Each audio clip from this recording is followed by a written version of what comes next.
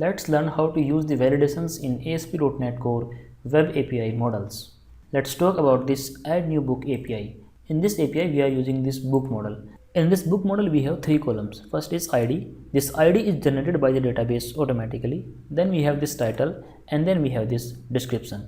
Now let's say I want to keep this title as required field, or I want to add some more validations on these properties or fields, you can say. Then let's learn how can we implement these validations in ASP.NET Core. As of now, as per the current implementation of this API, if you will not pass this title in the request of the API, then this API will still work, and in the title field the null value will be stored because we have implemented it like this. But now let's say I want to add some validations, and in these validations, if user is not passing any data for that particular property or that corresponding validation is not valid, then we will also give an error to the user. Let's learn how to do that. So let's start from this book model. To work with the validations in ASP.NET Core, we have to use a namespace. The namespace is using system.componentModel.data annotations.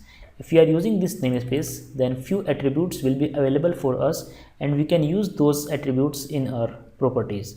So let's say I want to apply some validations on this title.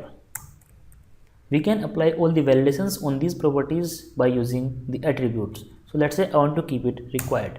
So it is very simple. We just have to write the required in the square bracket on the above side of this property, and that's it. Here we are in the controller file, and because we are using the API controller, so here you can see we are using this API controller attribute over this controller. There is no need to check your model validations explicitly. If you have only include your validations in the model, then they will run automatically. Now without doing anything else in the controller file, this is time to test the validation. The application is running. Open the Postman. Here we are using the post request, and here you can see this is the URL to add a new book. In the body of this request, we are only passing the description. We are not passing the title. Let's hit the send button. At the bottom side, you can see that we are having 400 bad requests. Here are the details. In the errors, you can see the title is required. So this is the error, and here is the status code. This is how we can use the validations in ASP.NET Core models. Other than this required validation, there are n number of validations available in ASP.NET Core. So let's say you want to apply some validations for the string length, max length, min length, string length. So you can use any one of them. For example, you are working with the email property. For that, you can simply use the email address. By using this attribute, your model will be validated for the correct email address. You can also apply the regular expression over here. So here is an attribute for the regular expression. In this attribute, you have to pass your regular expression, and you can validate your property against that regular expression.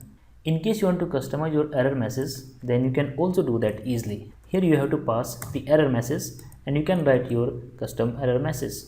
As of now, you can see that we are having this error. The title field is required. Let's update this message. Please add title property. And remember, you can apply more than one validations on one single property also. So let's say along with this required, you want to apply string length validations. So you can also do that over here. Now let's run this application by pressing Ctrl F5. The application is working. Open the Postman, hit the send button. This time you can see in the error message we have the custom error message. Please add title property. This is how you can customize the error message, and you can use validations on your model.